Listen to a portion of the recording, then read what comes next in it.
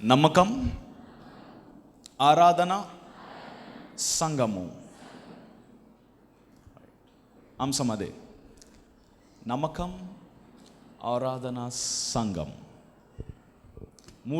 Three words, 3 పదములు. నమ్మకము, ఆరాధన మరియు సంఘము. Faith, worship and church. ఒక చోట ఉంటుంది బైబిల్లో, ఆ దినములలో యెహోవా వాక్కు ప్రత్యక్షమగుట అరుదు. తరచుగా దేవుని యొక్క దర్శనములు ఎవరికి కలిగేవి కాదంట. మీరు 1 శామ్యూయల్లో మీరు చూస్తే, ఇప్పుడు తెరవద్దు, అక్కడ ఉంటుంది. ఎందుకంటే అర్థం చేసుకునేవారు లేరు మాటని, దేవుని యొక్క మాటను అర్థం చేసుకునేవారు లేరు. సరైన అర్థముతో వారు అర్థం చేసుకోవట్లే. కాబట్టి దేవుడు వాళ్ళతో మాట్లాడడం మానేశాడంట, వాళ్ళని చూడడం మానేశాడంట. ఈ దినమున నమ్మకము, ఆరాధన, సంఘము, ఈ 3 పదములకు కూడా అర్థం తెలియని వారు చాలామంది ఉన్నారు. నమ్మకం అంటే దేవుడు చేస్తాడంటే ఓకే చేస్తాడని నమ్మడం అన్నమాట. ఆరాధన అంటే జనాలతో కలిసి చేతులు పైకెత్తి పాటలు పాడడం అన్నమాట. సంఘం అంటే షెడ్లో ఉంటాయి, దానిపైన సిలువ ఉంటుంది, అది సంఘం అన్నమాట. That's not the real meaning. అది నిజమైన అర్థము కాదు. మిస్అండర్స్టూడ్ చేసుకుంటున్నాడు. ఇప్పుడు కూడా ఈ పదముల్ని జనాలు చాలామంది మిస్అండర్స్టూడ్ చేసుకుంటున్నారు. అసలు నమ్మకము, ఆరాధన, సంఘము, ఈ మొట్టమొదట ఎవరు ప్రారంభించారు, ఎవరి దగ్గర ప్రారంభమైన ఈ పదములు బైబిల్లో చాలా వందల సార్లు ఉన్నాయి. కానీ మొదట ప్రారంభమైన స్థలమును మనం చూసుకొని ఆ ప్రదేశంలోకి మనం వెళ్తే దాని నిజమైన భావం మనకు అర్థమవుతుంది అన్నమాట. ఫెయిత్, మొట్టమొదటిగా నేను మొట్టమొదటి పదం గురించి చెప్తున్నాను. ఫెయిత్, నమ్మకము మరియు విశ్వాసము. ఫెయిత్, అందరూ నాతో పాటు చెప్పండి, నమ్మకము. ఎస్,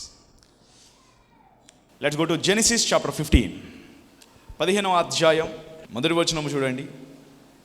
యెహోవా వాక్యం అబ్రహామునకు దర్శనమందు వచ్చి, అబ్రామా భయపడకుము, నేను నీకు కేడెమును, నీకు బహుమానమును అత్యధికమగునని చెప్పాను. యెహోవా వాక్యం అంట. దేవుడు ప్రత్యక్షమయ్యాడా, వాక్యం ప్రత్యక్షమైందా? So you have to believe the word. వాక్యాన్ని మీరు నమ్మితే దేవుడిని నమ్మినట్టే, వాక్యాన్ని మీరు చూస్తే దేవుడిని చూసినట్టే. ఆమేన్. దేవుడు నాకు ప్రత్యేకంగా కనబడాలి బ్రదర్ కాదు, అబ్రహాము కూడా ప్రత్యేకంగా కనబడాల, వాక్యము ద్వారా కనబడ్డాడంట దేవుడు. సో దేవుడి దినమున నీకు కూడా అలాగే దర్శనమిస్తున్నాడు, కేవలం వాక్యము ద్వారా. అబ్రహాముకి సంతానం లేనప్పుడు శారా వయసు 75 సంవత్సరాలు, అబ్రహాము వయసు 85 సంవత్సరాలు. పెండ్లైన 45 సంవత్సరాల తర్వాత దేవుడు అబ్రహాంతో చెప్తున్నాడు, 6వ వచనం, 5వ వచనం.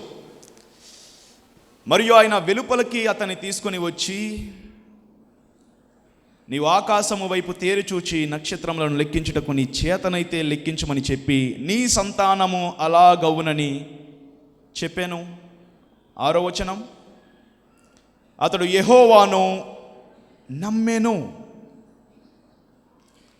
అది అతనికి నీతిగా ఎంచెను. హల్లెలూయా. ఓకే, ఇప్పుడు అబ్రహాం ప్లేస్లోకి మనం వెళ్ళిపోదాం. యువాది అబ్రహాం, పక్కన చెప్పండి, నువ్వు అబ్రహాం అని చెప్పండి. ఇప్పుడు దేవుడు నీకు చెప్తున్నాడు, 85వ సంవత్సరంలో నేను నీకు సంతానం ఇవ్వబోతున్నా. What was your reply? మీ రిప్లై ఏంటి? జోక్ వేస్తున్నావా? How is it possible at the age of 85? ఎలా అవుతుంది? అబ్రహాం ప్లేస్లోకి వెళ్ళిపోయిన తర్వాత మీ రిప్లైలు ఎలా ఉంటాయో మీరు మీ మనసులో చెప్పుకోండి. నా రిప్లై ఎలా ఉంటుంది, దేవుడు ఒకవేళ ఈ మాట నాకు చెప్తే. రైట్, అబ్రహాము దేవుని నమ్మెను అన్న పదము హెబ్రూస్లో చూసుకుంటే ఆమెన్. హల్లెలూయా. అందరూ అనండి ఆమెన్ అని. ఎస్, అంటే దేవుడు ఒక వాగ్దానము అబ్రహాంకి ఇచ్చినప్పుడు అబ్రహాం ఏమన్నాడు? ఆమెన్. హల్లెలూయా. ఇప్పుడు దేవుడు కూడా నీకు ఇచ్చే ప్రతి వాగ్దానంకు నువ్వేమనాలా? ఆమెన్. చాలామందికి ఆమెన్ అన్న పదమునకు అర్థం కూడా తెలియదు. ఆమెన్ అంటే కళ్ళు తెరవడం అనుకుంటారు. ఆమెన్ అంటే అది హెబ్రూస్ వర్డ్ అవును గాక. మనం పలికే hallelujah, that's the Hebrew word. Praise the Lord అని అర్థం. దేవునికి మహిమ కలుగును గాక. హల్లెలూయా అది Hebrew word. Amen Hebrew word. Amen అంటే కళ్ళు తెరవడం కాదు. దేవుడు మనకేమన్నా వాగ్దానం ఇచ్చినప్పుడు నీ పరిస్థితిని చూసి ఎవడు, he did not see your situation. పక్కన చెప్పండి, నీ పరిస్థితిని చూసి వాగ్దానం ఇవ్వడు అని చెప్పండి. నీలో ఉన్న రోగాన్ని చూసి కూడా వాగ్దానాన్ని ఇవ్వడు, నువ్వు బ్రతుకుతావని. ఆయన ఇస్తాడా అంతే. దేవా 4th స్టేజ్లో ఉన్నాను దేవా, క్యాన్సర్, అయితే నాకేంటి? వయసును చూసి ఇచ్చాడా దేవుడు వాగ్దానం అబ్రహాంకి? No, he given a promise అంతే. పక్కన చెప్పండి, వాగ్దానాన్ని నమ్మాలి అని చెప్పండి. You have to believe the promise, don't see your situations. That's faith. పరిస్థితులన్నీ బాగున్నప్పుడు దేవుడు ఇస్తాడంటే నమ్మడం కాదు. అసలు ఏమీ అనుకూలంగా లేనప్పుడే గాడ్ ప్రామిస్ చేస్తున్నాడు. నువ్వు 1 కోటి రూపాయల అప్పుల్లో ఉండొచ్చు, కానీ నీ సంపాదన నెలకి 10,000 కావచ్చు. కానీ దేవుడు అంటున్నాడు, నేను తలగా నియమించబోతున్నా. నీ పరిస్థితిని చూడమాక, look at the promise. That's faith. పరిస్థితుల్ని చూడకపోవడమే విశ్వాసము, పరిస్థితులని గమనించకపోవడమే నమ్మకం. అబ్రహాం ఏజ్ చూసి దేవుడు వాగ్దానం ఇవ్వాల. అలాగే మీ అందరికీ వాగ్దానాలు ఇచ్చేది మీ పరిస్థితులను చూసి కాదు, దేవుడు ఇస్తున్నాడు అంతే. తను బిడ్డలు కాబట్టి మీరు చేస్తాడు దేవుడు అంతే. ఆమేన్. ఇది ఎప్పుడు మనం గుర్తుంచుకోవాలి. పరిస్థితులను చూసి, వయసును చూసి, రోగం ఎన్నో స్టేజో చూసి దేవుడు తగ్గిస్తా అంటాడు, వాగ్దానం ఇస్తాడు అనుకోవడం కాదు. అసలు దేవుడు నిన్ను స్వస్థపరుస్తానని చెప్పినప్పుడు నువ్వు ఎక్కడున్నావన్నా దేవుడు చూడ్డు, ఆయన వాగ్దానం వచ్చింది అంతే. నువ్వు బిలీవ్ చేయదాన్ని, అదే నమ్మకం. నువ్వు చెప్పాలి 4th స్టేజ్లో ఉన్నప్పుడు దేవుడు నువ్వు బ్రతుకుతావు అంటే నువ్వు అనాలా, హౌ ఇస్ ఇట్ పాసిబుల్? కానీ నువ్వు చెప్పాలి ఆమెన్. సబ్జెక్ట్స్ అన్నీ ఫెయిల్ అయ్యావా, దేవుడు నీ సబ్జెక్ట్స్ని చూడ్డు, నెక్స్ట్ నీ రిజల్ట్నే చూస్తున్నాడు. నువ్వు పాస్ అవుతావు అంటున్నాడు దేవుడు. So you have to say amen. మన పరిస్థితుల్ని చూడకుండా ఉండడమే విశ్వాసము, నమ్మకము. ఎలా అవుతుంది? Don't see your situation. నీకు అసలు జాబ్ లేదు, కానీ దేవుడు నేను మేనేజర్గా చేస్తాను అంటున్నాడు. నీ పరిస్థితిని చూసి చెప్పట్లా దేవుడు ఆ మాట, తాను చేయబో కార్యం చెప్తున్నాడు అంతే. నీవు సిక్నెస్ని చూడకుండా, నీ సిచ్యువేషన్ని చూడకుండా, నీ దరిద్రతను చూడకుండా దేవుడు వాగ్దానం ఇస్తున్నాడు. ఆ వాగ్దానాన్ని అబ్రహాము ఎలాగా ఆమెన్ అన్నాడో నువ్వు కూడా అను amen. And faith is coupled with patience. విశ్వాసము దేనితో జత చేయబడిందంటే పేషెన్స్, సహనము. హల్లెలూయా. అందరూ సహనము అనండి. మీకు తెలుసా, దేవుడు బైబిల్లో ప్రామిస్ చేసిన ప్రతిదీ టైం తీసుకున్నాడు. పక్కన చెప్పండి, నీ వాగ్దానానికి టైం ఉంది అని చెప్పండి. ఈవెన్ జీసస్ ఈ లోకంలో పుడతాడు అన్నది కూడా ఇమీడియట్గా జరిగిపోయింది కాదు. 700 years బ్యాక్ ఒక ప్రామిస్ ఈ లోకంలోకి వచ్చింది. మీకా ప్రవక్త ద్వారా, ఐషయా ప్రవక్త ద్వారా, డేవిడ్ ద్వారా దేవుడు వాక్కులు పలికించినాడు. ఒక రక్షకుడు ఈ లోకంలో పుడతాడు. హల్లెలూయా. అతడు కన్యక గర్భమున జన్మిస్తాడు. బెత్లెహేమ ఎఫ్రతా, రక్షకుడు నీలో నుంచి రాబోతున్నాడు. మీకా ప్రవక్త వీళ్ళందరూ ముందుగా ప్రవచించారు. ఎప్పుడు? నాట్ 1 day బిఫోర్ అనమాట. 700 years బ్యాక్. అంటే యేసయ్య పుట్టుక వాగ్దానం కూడా టైం ఉందా లేదా? దేవుడు తన వాగ్దానాన్ని ఎప్పుడు టైంకు ముందుకు కానీ టైంకి తర్వాత కానీ ఇచ్చాడు. Perfect time. అందరూ సరైన సమయము అనండి. దేవుడు నీ జీవితంలో కార్యాలు చేయబోతున్నాడు గాక. ఇమీడియట్గా దేవా వచ్చానుగా, 3 వారాలు వచ్చాగా, 4 వారాలు వచ్చాగా, మా సిస్టర్ రామంది 2 వారాలు వచ్చా, ఏం చేసావు? నో. నువ్వు వచ్చినప్పుడు దేవుడు నీకు ప్రామిస్ ఇచ్చాడా? వెయిట్. అందుకే చెప్పాను, faith is coupled with patience.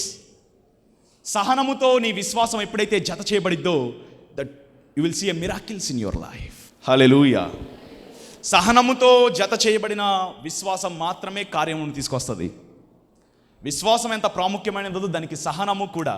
మనం సేమ్ లెవెల్స్గా ట్రీట్ చేయం. విశ్వాసంనే ఎక్కువ చూస్తూ ఉంటాం, సహనాన్ని ఎక్కువ చూడం. దీని లెవెల్స్ కూడా సేమ్గా పెట్టండి, జత చేయండి. ఏ రీజన్స్ లేకుండా దేవుని యొక్క మాటల్ని నమ్ముట. అదేంటి 4th స్టేజ్లోకి వెళ్ళిపోయింది కదా, క్యాన్సర్. బాగా అప్పుల్లోకి వెళ్ళిపోయి కదా, వడ్డీలు కూడా, అన్నం తినడానికి కూడా లేని పరిస్థితి కదా నాది. అసలు పాస్ అయ్యే ఛాన్స్ లేదు, అసలు నా భర్త మారే ఛాన్స్ లేదు. అబ్బో, ఆ విగ్రహారాధన మానడు. దేవుడు నీ భర్త చేస్తున్న విగ్రహారాధన చూసి నీకు వాగ్దానం ఎవడు ఇస్తాడు, అంతే వాగ్దానం. He will gives you promise. Hallelujah. పరిస్థితులను చూసి దేవుడు వాగ్దానం ఇవ్వలే, యేసయ్య పుడతాడు అని ముందుగానే నిర్ణయించుకున్నాడు, ఒక టైం పెట్టుకున్నాడు ఆయన. సో మీ విశ్వాసానికి పేషెన్స్ ఉంచండి. అలాగే దేవుడు వాగ్దానం చేసినవి ఇస్తాడు కానీ వాగ్దానం చేయనవి ఇవ్వడు. ఆమేన్. నేను నమ్ముతున్నాను దేవా, ఇప్పుడు నా తల మీద వెంట్రుకలు వచ్చును గాక. ఆ నమ్మకంలో అర్థం ఉంటుందా? ఆ ఫెయిత్లో అర్థం ఉంటుందా? మీరేం చేయాలి తెలుసా? దేవా, నా విశ్వాసం తల మీద వెంట్రుకలు రావాలని కాదు, కానీ ఆ తలలో ఉన్న చెడు పోవాలని. హల్లెలూయా. That's my prayer. అది నా ప్రార్థన, అది నా విశ్వాసం. నా తలలో ఉన్న చెడు మొత్తం పోవును గాక. దేవుడు నీకు తల మీద హెయిర్ ఇస్తానన్నప్పుడు, నీ హెయిర్ బాగా పెంచుతానన్నప్పుడు ఆమెను చెప్పమాక, నీ శిరస్సులో ఉన్న పాపాన్ని తీసేస్తాడన్నప్పుడు ఆమెను చెప్పు. That's the real faith. That's the real faith. Right? దేవుడు ఎప్పుడైనా నీ తల మీద హెయిర్ ఇస్తానని వాగ్దానం చేశాడా, లేదంటే నీ తలలో ఉన్న చెడుని తీసేస్తానని వాగ్దానం చేశాడా? He removes the bad in your head. Hallelujah. అప్పుడు మనం చెప్పాలా ఆమేనని. ఆ ప్రామిస్ నెరవేరుద్ది. కానీ సింహము గొర్రెపిల్ల కలిసి కూర్చునే టైం ఉంది, పిల్లలు నాగపాములతో ఇట్లా ఆడుకునే టైం ఉంది, విషకరమైన సర్పములన్నీ తమ విషమును కోల్పోయే సమయం ఉంది. బట్ ఆ సమయం ఇప్పుడు నేను చూస్తున్నా, నేను బిలీవ్ చేస్తున్నా అంటే అది అర్థం లేని ప్రామిస్. ఆ ప్రామిస్ని నువ్వు తప్పుగా బిలీవ్ చేస్తున్నావు, అది జరగదు. పక్కన చెప్పండి, దేవుడు ఇస్తానన్నవే ఇస్తాడు అని చెప్పండి. ఎక్కడైనా నీకు కారెత్తా అని చెప్పాడా దేవుడు? అన్నాడా? నీ కోర్టు కేసులు కొట్టేస్తాను అన్నాడు దేవుడు ఎక్కడైనా? ఓకే, అసలు దేవుడు మనకేమిస్తాడు? దీనికి మీరు ఆమెను చెప్పండి. అసలు నేను ఇప్పుడు చెప్పే వాక్యానికి మీరు ఆమెను చెప్పండి. పేతురు రాసిన 2వ పత్రిక, let's go to 2 Peter chapter 1, 1వ అధ్యాయము 3వ వచనం చూడండి. తన మహిమను బట్టియు గుణాతిశయమును బట్టియు మనలను పిలిచిన వాని గూర్చిన అనుభవ జ్ఞానము మూలముగా ఆయన దైవ శక్తి జీవమునకును భక్తికిని కావలసిన వాటన్నిటినీ మనకును దయచేయును. ఇప్పుడు చెప్పండి ఆమేన్. దేవునికి కావాల్సిన గుణములు నీలో వచ్చును గాక. దీనికి మనం ఆమెన్ చెప్పాలా? దేవుడు నీకు కారు ఇవ్వబోతున్నాడంటే ఆమెన్ అంటాం మనం. దేవునికి ఇల్లు ఇవ్వబోతున్నాడంటే, ఈరోజే నీ భర్త మారిపోతున్నాడంటే ఆమెన్. ఈరోజే దేవుడు నీ సంఖ్యలు తెంచబోతున్నాడు, ఆమెన్. ఈరోజే దేవుడు నీ గర్భాన్ని తెరవబోతున్నాడంటే ఆమెన్ అని అంటారు. కానీ ఈరోజే యేసయ్యకి నచ్చిన గుణములు నీలోకి వచ్చునుగాక అంటే ఆమెన్. దేనికి నువ్వు ఫస్ట్ ప్రిఫరెన్స్ ఇస్తున్నావు? ఇక్కడ ఏముంది? భక్తికి కావాల్సిన గుణములన్నీ మీలోకి వచ్చునుగాక అంట. అంటే ఆయన ప్రేమ, ఆయన తగ్గింపు, క్షమించే తత్వం, దయాలత్వం, దీర్ఘశాంతం. ఫస్ట్ ఇవి మన ప్రిఫరెన్స్ ఇవి ఉండాలి, మన ఫస్ట్ రిక్వెస్ట్ ఇవి ఉండాలా. అండ్ మన ఫెయిత్ దీని మీద ఉంచాలి. అప్పుడు మనం చెప్పాలి విశ్వాసంతో, నిజమే కోపము నాలో నుంచి పోవునుగాక ఆమెన్, ద్వేషము నాలో నుంచి పోవునుగాక ఆమెన్, సనిగే స్వభావం నాలో నుంచి పోవునుగాక ఆమెన్. ముందుగా దేవుడు నాకు ఏం వాగ్దానం చేశాడో దానికి నేను ఆమెను పలికితే మిగతావన్నీ నీకు ఇస్తాడు దేవుడు. దేవుడు అన్నాడు, మొదట నా నీతిని నా రాజ్యాన్ని వెతకండి, మిగతా అన్ని బోనసులుగా నేను మీకు ఇస్తా. ఫస్ట్ నా వెలుగుని వెతకండి, ఫస్ట్ నా నీతిని, ఫస్ట్ నా స్వభావాన్ని, మిగతావన్నీ శాలరీ మీరు పొందుకుంటారు. శాలరీతో పాటు నేను ఇస్తున్నాను మీ అందరికీ బోనస్. దేవుడు నువ్వు చేసే భక్తికి నీకు ఇచ్చే శాలరీ ఏంటంటే పరిశుద్ధత, holiness. Your salary is holiness and remaining all things are bonus, bonus, bonus, bonus, bonus. సిలువలో ఉన్న దేవుడిని, దేవా నాకు ఒక గిఫ్ట్ దయచేయంటే ఆయన ఇచ్చే గిఫ్ట్ కూడా హోలీనెస్, కారు కాదు. నీ మసక కళ్ళను దేవుడు బాగు చేయబోతున్నాడు. దానికి అందరూ చెప్పారు ఆమేన్. దానికి ఫస్ట్ మనం ఆమె చెప్పకూడదు. దేవా, నా ఫస్ట్ ప్రిఫరెన్స్ నా కళ్ళ ముందు ఉన్న అద్దాలు పోవాలని కాదు, ముందు నా కళ్ళల్లో ఉన్న లస్ట్ పోవాలని. Remove the lust in my eyes. అప్పుడు మనం చెప్పాలి ఆమేన్. కానీ మనం ఏం చెప్తాం కదా, నా సైట్ పోవునుగా కంటే ఆమెన్ అంటాం, కానీ నా కళ్ళల్లో ఉన్న చెడు పోవునుగా కంటే దానికి బలంగా చెప్పను ఆమెన్. మనం దేవుడు నీ కళ్ళజోడు తెస్తా అన్నాడా, నీ కళ్ళలో ఉన్న పాపాన్ని తెస్తా అన్నాడా? సెకండ్ ప్రామిస్ నెరవేరుద్ది, ఫస్ట్ ప్రామిస్ కాదు. సెకండ్ ప్రామిస్కి నువ్వు ప్రిఫరెన్స్ ఇస్తే ఫస్ట్ది నెరవేరుద్ది. ఫస్ట్ ప్రామిస్ అనేది బోనస్, సెకండ్ ప్రామిస్ అనేది శాలరీ. రైట్? అర్థమైన వారు ఆమె చెప్పండి. దోమలు పోవును గాక. పో ఆమెను అంటున్నారు, పో. దానికి ఒక టైం ఉంది. దోమలు తిరగని కాలం, ఒకవేళ తిరిగినా మనల్ని కొట్టని కాలం ఒకటి ఉంది. హల్లెలూయా. సపోజ్ సాతాన్ని నేను నాశనము చేస్తున్నా, సాతాను మోసాలని నాశనము చేస్తున్నా యేసు నామమున. ఇంకా ఆమెను అంటలేదు ఎవరు. అనండి ఆమెనని. సాతాను మోసాలని మనం నాశనం చేయలేమా? చెయ్యలేం. వాడి ప్రణాళికలను మాత్రమే మనం ఆపగలం, కానీ వాడు చేసే మోసాలని మనం ఆపలేం. 3.5 సంవత్సరాల్లో యేసయ్య ఆపగలిగాడా వాడు చేసే మోసాలని? 3.5 సంవత్సరాలు యేసయ్యను వాళ్ళు ఎదురుగా చూసి కూడా they saw in front of their eyes Yesayya ప్రేమ, శాంతి. యేసయ్య కళ్ళల్లో కోపాన్ని చూసారా, జాలిని చూసారా? His eyes filled with compassion. ఆ చేతులు సేవతో నిండిపోయింది. హల్లెలూయా. అలా చూసి కూడా సాతాను చాలామంది హృదయాన్ని మోసం చేశాడా లేదా? చేశాడు. అసలు భూమి మీద జరిగిన మొట్టమొదటి పాపం ఏంటి? మోసము. సాతాను నిన్ను మర్డర్ చేయడు, మోసము చేస్తాడు. సాతానికి నీ మీద అసలు గోరుతో గీరే అధికారం కూడా లేదు వాడికి. నమ్మిన వారు ఆమె చెప్పండి. ఒకవేళ నీ ప్రాణపు కంచే దేవుడు తెరిస్తే ఫ్రాక్షన్ ఆఫ్ సెకండ్స్లో నీ ప్రాణం పోద్ది. సెకండ్, నాట్ సెకండ్ కూడా కాదు, సెకండ్. అంటే సెకండ్లో సగం సెకండ్. అంటే అన్ని 3 సెకండ్లు కూడా వెళ్తావు. ఫస్ట్ సెకండ్ సగంలో ఉన్నప్పుడే పట్. నువ్వు ఎక్కడ ఉంటావు? నీ చుట్టూ ఉన్న వారికి తెలియదు. నీ ప్రాణం పోతుంది. కుమారులందరూ చనిపోయారు లేదా? యోబు కుమారులందరూ ఇమీడియట్గా కంచి తెరిచినప్పుడు. ఇంకా మన ప్రాణం ఉందంటే సాతాను మన మీద చెయ్యి కూడా గోరు కూడా వెళ్ళిపోతున్నాడంటే దట్స్ గ్రేస్, దట్స్ గ్రేస్. హల్లెలూయా. నువ్వు కృపలో ఉన్నావు. సో సాతానికి నీ మీద అధికారం లేదు. వాడు తల చిదిగిన పాము, కోరలేని సింహం. వాడు అరుపులతో భయపెడతా ఉంటాడు, అంతే. మోసం చేస్తూ ఉంటాడు. అంటే హవ్వనేమన్నా నువ్వు పండు తిన్న తర్వాత నిందించి పండుని పైకి సిరే అని అన్నాడా? అలా అంటే ఆమె ఎందుకు తింటదే? అమ్మ ఈడేంటి తేడాగా మాట్లాడుతున్నాడు కొంచెం. ఎందుకంటే ఈమె కూడా దేవుని కుమార్తె కదా. తిని సైలెంట్గా ఉండు చాలు. ఇంకో మాట, నువ్వు ఒక్కదానివే అద్భుతాలు పొందుకుంటే ఎలా? నీ హస్బెండ్కి కూడా షేర్ చేయ కొంచెం. సో షేర్ చేసిందామా. వాడు అవ్వని ఏం చేశాడు? హత్య చేశాడా? లేదు. పోనీ అవ్వేమన్నా విగ్రహారాధన చేసినామా? నేను మోసపోని దేవుని చేతిలో అనడానికి. నేను విగ్రహారాధన చేయట్లా, దేవుని సందికి వెళ్తున్నా, నేను ఎందుకు మోసపోతా దేవుని చేతిలో అనడానికి? అవ్వ కూడా విగ్రహారాధన చేయలే, కానీ అవ్వ మోసపోయింది. 8 మోసాలు మనమే చేసుకుంటున్నామని చెప్పి మధ్యాహ్నం చెప్పాను. ఆ మెసేజ్ మీరు వినండి. వింటే నేను ఇప్పుడు చెప్పే వాక్యం ఈజీగా మీకు అర్థమవుతుంది అనమాట. The 8 things that we are deceiving ourselves. Right? నేను దేవుని కుమారుడు, నేను మోసపోను. నెవర్. వాడు నన్ను అసలేమీ చేయలేడు అనుకుంటున్నారా? 3.5 సంవత్సరాలు యేసుని ఎదురుగా చూసి జనాలు మోసపోయారు.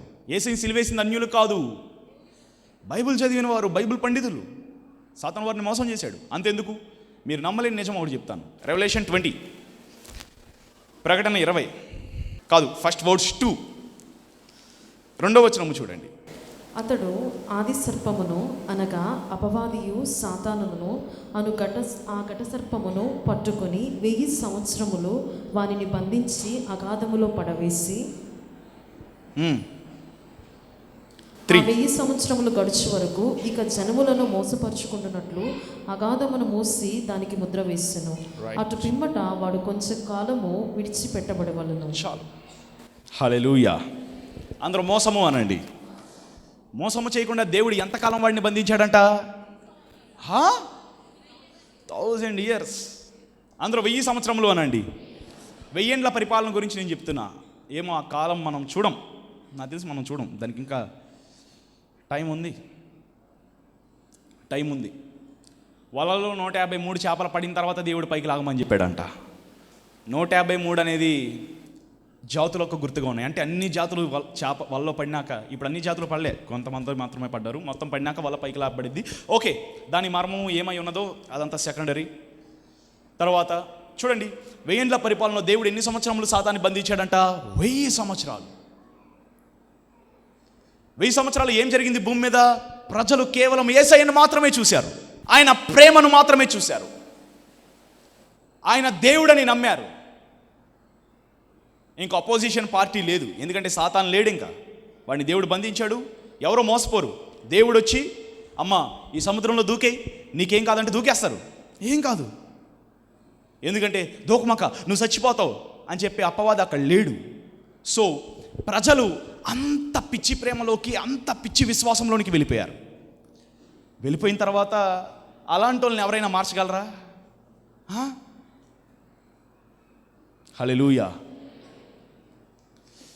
అమ్మ మీ ఆయనకి నీ మీద నిజమైన ప్రేమ లేదమ్మా, లేదంటే ఒక కొడుకుని వెళ్ళి నీ తల్లిది నిజమైన ప్రేమ కాదు అంటే ఆ రోజుల్లో నమ్మేవాడు ఉండొచ్చేమో, కానీ యేసయ్య నిజమైన దేవుడు కాదు అంటే నమ్మే ఒక్క మనుషుడు కూడా ఉండడు అప్పుడు భూమి మీద.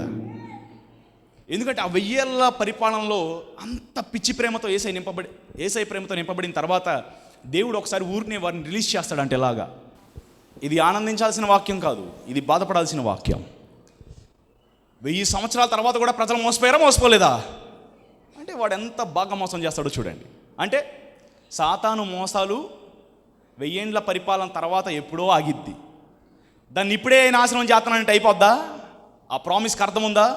దాన్ని మనం నమ్మినా నో రిజల్ట్, రైట్? అది అందుకని నేను ఈ వాక్యాన్ని కలిపాను అనమాట. వాడి యొక్క ప్లాన్స్ని మనం ఆపగలమేమో కానీ భూమి మీద వాడు చేసే మోసాలని మనము ఆపలేము. వాడు ప్రజల హృదయాల్లో కలిగించే దేవుని మీద పెడర్థాలు మనము ఆపలేము, అపనమ్మకాలని మనం ఆపలేము. వాడు అట్లా చేస్తూనే ఉంటాడు. సో ఫస్ట్ మనం నమ్మాల్సిన వాక్యాలని ఆమె చెప్పాలా? ఏంటి దేవుడు మనకి ఇవ్వాలనుకుంటున్న వాగ్దానాలు? నీ కళ్ళల్లో ఉన్న పాపం పోవును గాక. ముందు నీ తల మీద హెయిర్ కాదు, ముందు నీ తెల్ల వెంట్రుకలు నల్ల వెంట్రుకలుగా మారడం కాదు. దానికి టైం ఉంది, పక్కన చెప్పండి, దానికి టైం ఉందని చెప్పండి. ఈ రోజున ముసలిగా ఉన్న వారందరూ కూడా యేసు నామమున ఈ రోజు నేను చూతునుగా, కానీ 85 సంవత్సరాల ముసలోడు అంటే నేను నమ్ముతున్నా, I believe that word, amen amen. No result. పక్కన చెప్పండి, దానికి టైం ఉందని చెప్పండి. That promise had a time. నేను నమ్ముతున్నా, నేను బిలీవ్ చేస్తున్నా, yes yes amen amen amen అని 80 సంవత్సరాలు అంటే నేను నమ్ముతున్నా, నా తల మీద హెయిర్ వస్తుంది అంటే రోజుకోటి ఇంకా ఊడిపోతూనే ఉంటుంది. ఇట్లా మీ అందరికీ మహిమ శరీరాలు వచ్చును గాక. Not now. నేను నమ్ముతున్నా ఇప్పుడే వచ్చేసింది అంటే కాదు. ఒక రోజున ఆయన ప్రత్యక్షం అవుతాడంట వధువు సంఘానికి. ఆయన తీసుకెళ్తున్నప్పుడు ఆయన వల్లే మీరు ఉంటారంట, ఆయన మహిమ మీద ఉంటుందంట, మహిమ వస్త్రాలు మీ మీద ఉంటాయంట. నేను నమ్ముతున్నా ఈ రాత్రి వచ్చేసింది నా మీద కంటే ఆమెనంటే no meaning for that amen. నా వాక్యాలు అర్థమైన వారు ఆమె చెప్పండి. మనం దేవుని అడగాలి, దేవా నువ్వు చెయ్యనన్న వాగ్దానాలకి ఆమె చెప్పడం కాదు, కానీ ముందు నువ్వు చేస్తానన్న వాగ్దానాలకి నేను ఆమె చెప్పే బుద్ధిని నాకు దయచేయి. ఏంటది? ఆయన భక్తికి కావలసిన గుణములు నాలో ఏర్పడును గాక. దానికి ఆమె చెప్పాలి.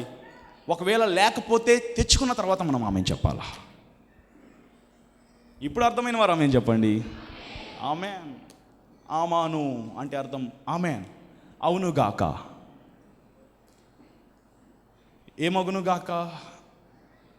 నీ భర్త మారును గాక కాదు, ముందు నువ్వు మారును గాక.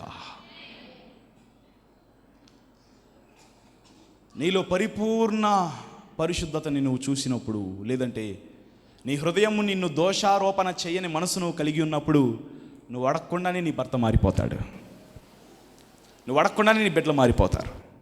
నువ్వు అడగకుండానే దేవునికి ఇల్లు ఇవ్వబోతున్నాడు.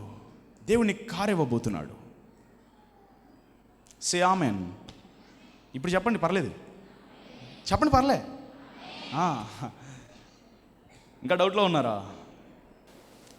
దేవుడు చేయనన్న వాగ్దానాలకి ఆమె చెప్పడం కాదు, చేస్తానన్న వాగ్దానాలకి ఆమె చెప్పండి అని చెప్తున్నాను నేను. ఫస్ట్ దేవునికి నచ్చే గుణములు నాలో ఏర్పడాలన్న వాక్యం విన్నప్పుడు ఆమె చెప్పండి ఎక్కువగా. దేవుడు నీకు బిల్డింగ్ ఇస్తానన్నప్పుడు ఎస్ గాడ్ ఇవ్వా ఆమెన్ అనమాక. నీకు తగ్గింపునిస్తానంటే ఫస్ట్ దేవా బిల్డింగ్ వద్దు, నాకు తగ్గింపును దయచేయి, ఆమెన్. అటువంటి యాటిట్యూడ్, అటువంటి మనస్సు మీలో ఏర్పడును గాక. దేవా నీకు కావాల్సిన భక్తి గుణములు ఏమీ నాలో లేకుండా ఈ లోక అవసరతలు నాకు ముందే మాక ముందు first give your behaviour, your nature, then after ఇవన్నీ నాకు ఇవ్వు. రైట్? ఫస్ట్ ఇది ఏంటిదని చెప్పాను? నమ్మకం, విశ్వాసం, faith coupled with patience. And ఏ వాగ్దానాలని మనం ఆమెన్ అనాలో, ఏ వాగ్దానాలకి ముందు మనం విశ్వాసం ఉంచాలో, నమ్మకం ఉంచాలో మనం తెలుసుకున్నాం. అండ్ సెకండ్, నాతో పాటు చెప్పండి, ఆరాధన, వర్షిప్. బైబిల్లో మొట్టమొదటి పదము ఆరాధన అనేది ఎక్కడ ఉంది? ఆ తర్వాత ఆ మొట్టమొదటి పదం దగ్గర జరిగిన సంఘటన ఏంటి చూద్దాం. జెనసిస్ చాప్టర్ 22, ఆదికాండం 22వ అధ్యాయం 2వ వచనం. నీకు ఒక్కడై ఉన్న నీ కుమారుని అనగా నీవు ప్రేమించు ఇస్సాకుని తీసుకొని మోరియా దేశమునకు వెళ్ళి అక్కడ నేను నీతో చెప్పబో పర్వతములలో ఒకదాని మీద దహన బలిగా అతన్ని నర్పించమని చెప్పాను. తెల్లవారినప్పుడు అబ్రహాము లేచి తన గాడిదకు గంత కట్టి తన పనివారిలో ఇద్దరిని తన కుమారుడు ఇస్సాకుని వెంట పెట్టుకొని దహన బలి పరకు కట్టెలు చీల్చి లేచి దేవుడు తనతో చెప్పిన చోటికి వెళ్ళెను. 3వ నాడు అబ్రహాము కన్నులెత్తి దూరం నుండి ఆ చోటుని చూశాడంట. మొదటి దినము, 2వ దినము, 3వ దినము ప్రయాణంలో ఆల్రెడీ 2 రోజులు చచ్చిపోయాడు ఇస్సాకు. 3వ దినమున మరణం జయించి లేచాడు యేసయ్యలాగా. హల్లెలూయా. దేవుడు ఒక పర్వతం మీదకి వెళ్ళమని చెప్పి అబ్రహాముకి చెప్పింది, ఎమ్మండి నీకు దగ్గరగా ఏ పర్వతం కనిపిస్తుందో అది ఎక్కే అనలా. దేవుడు చెప్పిన పర్వతానికి అబ్రహాం వెళ్ళడానికి ఎన్ని డేస్ టైం తీసుకున్నాడంటే 3 days. అంటే ఈ 3 daysలో అబ్రహాము నిర్ణయాన్ని మార్చుకున్నా మార్చుకోకపోయినా దేవుడు స్వేచ్ఛనిచ్చాడు. పక్కన చెప్పండి, దేవుడు బలవంతం చేయడం చెప్పండి. ఇమీడియట్గా ఎవరికి కూడా బాప్తిసం కూడా దేవుడు ఇమీడియట్గా తీసుకోండి అని చెప్తాడా? Take your own time. దశంభాగం ఇవ్వాలని దేవుడు బలవంతంగా లాక్కుంటున్నాడా? As your wish. God love the cheerful giver. అక్కడ దేవుడు ఎమ్మన్నే ఈ సాయంత్రమే నీ కొడుకుని తెచ్చి ఇక్కడ బలిచ్చే అని అనలే దేవుడు. Take your own time. ఎన్ని డేస్ టైం ఇచ్చాడు దేవుడు? 3 days. 3 రోజుల్లో అబ్రహాంలో చాలా ఆలోచనలు వస్తున్నాయి. ప్రయాణం చేసుకొని నడుచుకొని వెళ్తున్నప్పుడు అన్ని ఆలోచనలే, ఇవ్వాలా వద్దా, ఇవ్వాలా వద్దా, ఇవ్వాలా వద్దా, దేవుడు మాట మారుస్తాడా, దేవుడు ఏమన్నా ఈ నైట్ దేవుడు డెసిషన్ చేయించి చెప్పి మొదటి రోజు ప్రార్థన చేశాడు, జరిగిందా? 2వ నాడు ప్రార్థన చేసుకుంటాడు, జరిగిందా?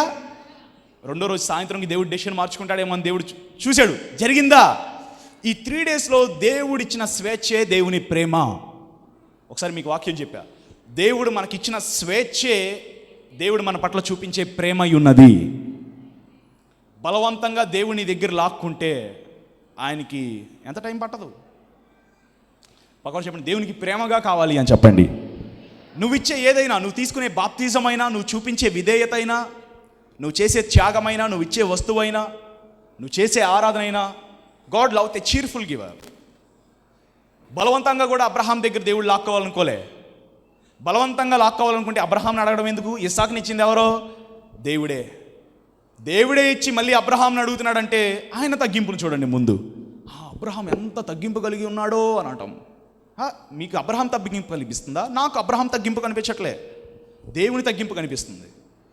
అబ్రహాముని దేవుడు అడుక్కున్నట్టు అబ్రహాం ఏ పాటివాడు, కానీ దేవుడు తగ్గి అడిగాడంట. మనం దేవుని తగ్గింపుని చూద్దాం, అబ్రహాం తగ్గింపుని కాదు. God is good. ఎస్. 3 రోజులైన తర్వాత అప్పుడు వాళ్ళు వచ్చేసిందా, ఇంకా షవరింగ్ ఎక్కువైపోతుంది ఎవరిలో? ఎందుకని? డెస్టినీ వచ్చేసింది, ఇంకా మాట రాలే, నీ కొడుకుని నాకు వద్దులే అని. అంటే దేవుడు ఒకే పడవ మీద ఉన్నాడు అనమాట. God is on one side, నా కొడుకుని తీసుకోవడమే.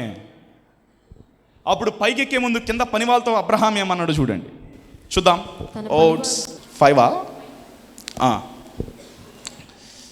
తన పనివారితో, మీరు గాడిదతో ఇక్కడనే ఉండుడి, నేనును ఈ చిన్నవాడును అక్కడికి వెళ్ళి దేవునికి మ్రొక్కి. ఎవరికి? దేవునికి మ్రొక్కి మరలా మీ యొద్దకు వచ్చేదమని చెప్పి. చాలు, అందరూ వర్షిప్ అనండి. Worship is more powerful than prayer. ప్రార్థన కంటే ఏది గొప్పది? ఆరాధన. The real meaning of worship is sacrifice, right? Not kirtans. కీర్తనలు కాదు, అందరూ త్యాగము అనండి. చూడండి, రహస్యమందు నువ్వు చేసేదే ఆరాధన.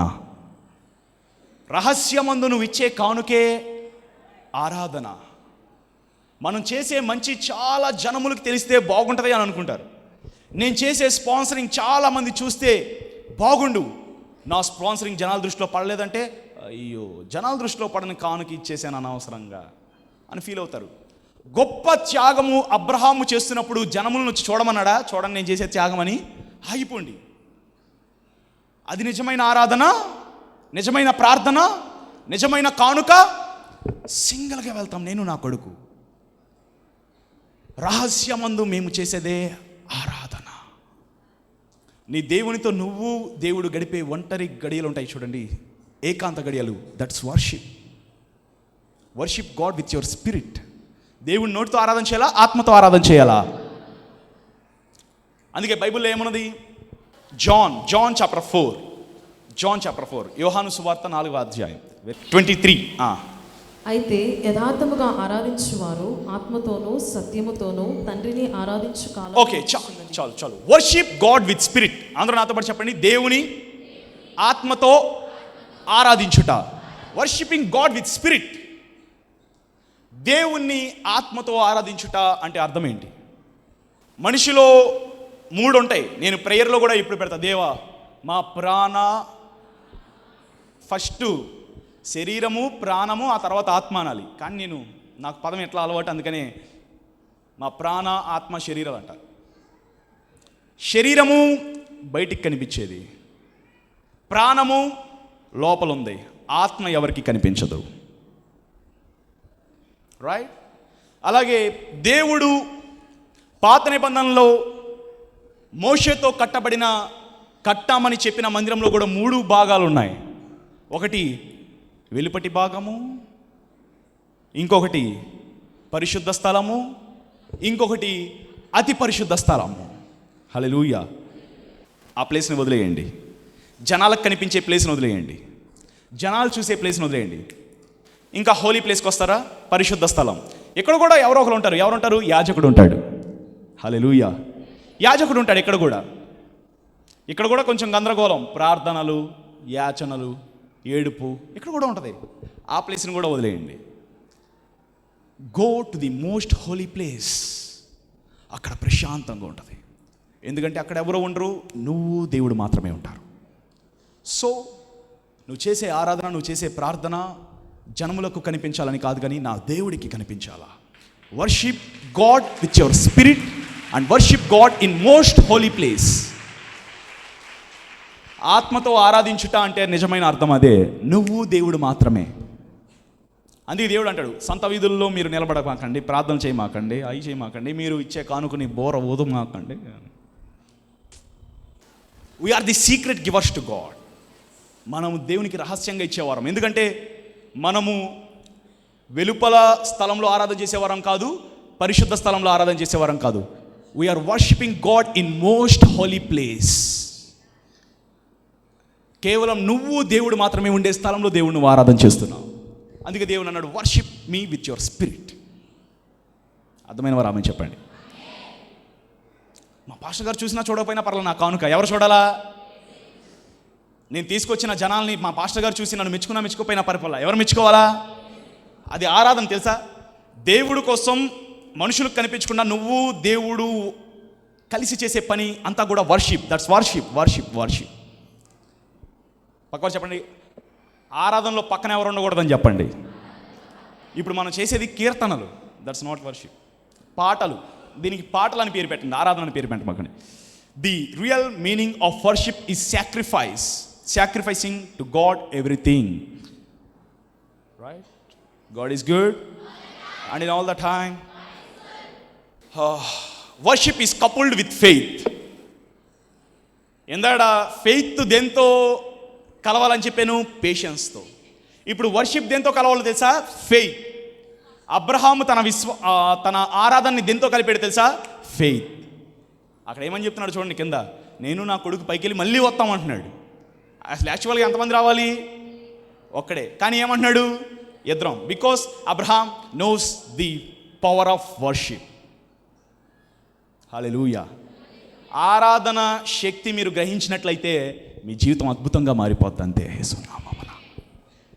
నన్ను జనములు చూస్తున్నారో చూడట్లేదా, అది శక్తివంతమైనది కాదు. దేవుడు చూస్తున్నాడా లేదా, అది శక్తివంతమైనది.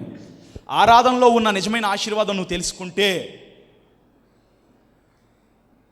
నీ కుటుంబంలో మేలులే మేలులు యేసునామమున. కనీసం కత్తి గీతైనా పడిందా ఇస్సాకు మీద? Abraham knows the blessings of worship. తన ఆరాధనని దేంతో కలిపాడంటే విశ్వాసంతో కలిపాడు. నాకు తెలుసు దేవుడు ఆరాధనకి ఎంత శక్తి ఉందో. పోనీ అబ్రహాం అక్కడ ఏమైనా కన్నీటి ప్రార్థన చేశాడా? 3 రోజులు వాళ్ళు ఎవరో ఎస్తేరు, యెహోషువ వాళ్ళందరూ చేసినట్లు ఏమన్నా చేశాడా? No prayer, no fasting. No prayer, no fasting. మొక్కుబడులు ఏమైనా ఉన్నాయా? పోనీ ఒకవేళ దేవా ఈ కొడుకుని కనుక నువ్వు ఉంచితే నీ సేవకు నేను ప్రతిష్ఠిస్తా. కొంతమంది చేస్తారు కదా, దేవా నాకు గర్భఫలాన్ని ఇస్తే ఆ కొడుకుని ఆ కూతురు నీకు ఇస్తా అని అబ్రహాం ఏమైనా అంటున్నాడా? తీర్మానాలు ఏమైనా తీసుకున్నాడా? నో తీర్మానాలు, no fasting, no prayers, only worship. Only worship. Worship అందులోనండి ఆరాధన. ఆరాధన అంటే ఏంటి? తమ కిరీటములను తీసి దేవుని పాదాల దగ్గర పెడతారంట. హల్లెలూయా. అసలు మీకు ఒకటి తెలుసా, ఆ కిరీటాల కోసం వాళ్ళు ఎంత జీవితాన్ని సాక్రిఫైస్ చేశారు తెలుసా? హల్లెలూయా. ఎంత సాక్రిఫైస్ చేస్తే దేవుడు కిరీటాలు పెడతాడు? పేరుని, ఘనతని, డబ్బుని, కుటుంబాన్ని, ఈ లోకంలో ఉన్న సంతోషాలని, ఆనందాలని ఎన్నో త్యాగము చేసి.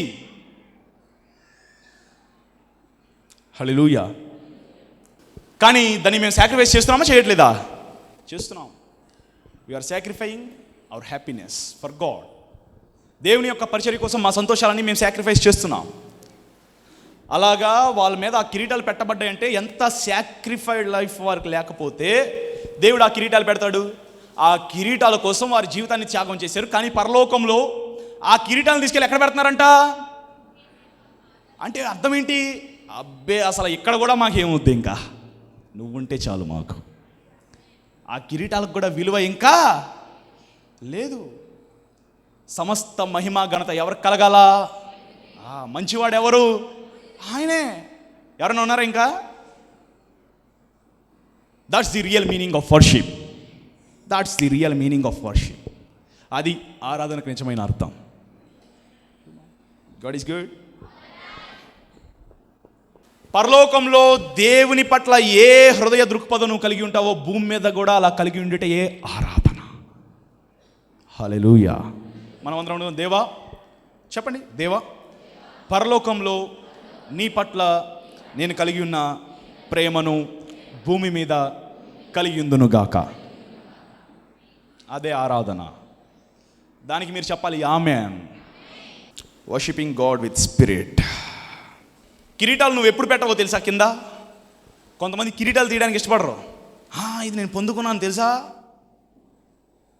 ఎంత కష్టపడితే పొందుకున్నాను తెలుసా నేను ఇది. దుష్ట హృదయులు. అందుకే మీకు ఒకసారి నేను ఒక ఉపమానం కూడా చెప్పాను. మనం చేసే ప్రతి విషయం దగ్గర don't think that you are somebody.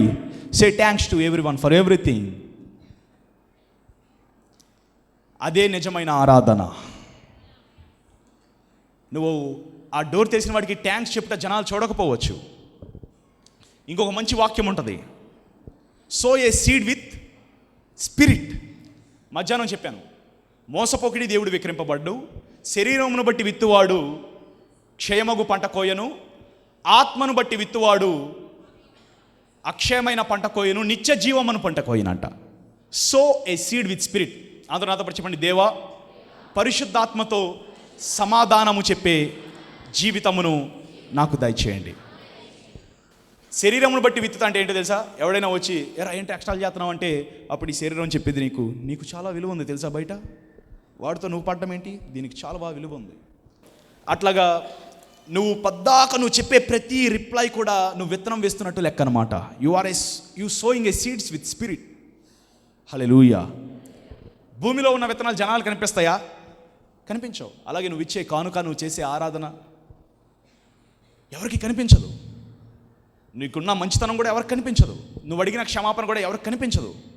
నువ్వు కలిగి ఉన్న మంచితనం ఎవరికి కనిపించదు. కానీ నిత్య జీవమును పంట గొప్పగా నువ్వు పరలోకంలో కోయబోతున్నావు యేసు నామమున. You are reaping the great and good harvest in heaven. నమ్మిన వారు ఆమేన్ చెప్తారా? Okay, that's the real meaning of worship. 1 belief, 2 worship and 3 church. సంఘము అనండి అందరూ కూడా. ఏలియా మీద మన సంఘాన్ని కడితే భయపడతాం, నిలబడతాం, భయపడతాం, నిలబడతాం. తోమా మీద కాదు, పేతురు మీద కాదు, యోహాను మీద కాదు, మత్తయి మీద కాదు, మార్క్ మీద కాదు, మన సంఘం కట్టబడింది దేని మీద అంటే యేసయ్య మీద. అంటే మనం ఇప్పుడు అబ్రహాంని చూడకూడదు, వాళ్ళని చూడకూడదు, వీళ్ళని చూడకూడదు. మనం ఎవరిని చూడాలా? Look on to Jesus. Amen. యేసయ్య వంటి గుణములు కలిగిన సంఘంలో నేను ఉందునుగాక. యేసయ్య వంటి గుణలక్షణములు కలిగినటువంటి సంఘంలో నేను చేర్చబడునుగాక. ఆయన తప్పు చేయడు, నేను కూడా చేయను. ఆయన జనాల్ని శిక్షించడు, నేను కూడా జనాల్ని శిక్షించాను. పోరాటము చేయుట కంటే అన్యాయము సహించుట మేలు. ఉందా లేదా? మధ్యాహ్నం చూపించడం లేదా? అన్యాయం సహించుట మేలు, కీడుని అనుభవించుట మేలు. కానీ ఎవరితో కూడా మీరు పోరాటానికి దెక్కండి, పోరాటానికి వెళ్ళకండి. Keep quiet. యుద్ధము యెహోవాయే. మనం తిరిగి వెళ్ళకూడదంట. నా దేవుని పేరు నేను నిలబెడతానంటే నీ దేవుడు తన పేరుని నిలబెట్టుకోవాలి. నీ సహాయకుడు కదా, ఆయనకు తెలుసు ఆయన పేరు ఆయన నిలబెట్టుకోవడం. Just you have to do what God said to you. Right? సంఘములతో ఆత్మ చెప్తున్న మాట చెవి గలవాడు వినుగాక.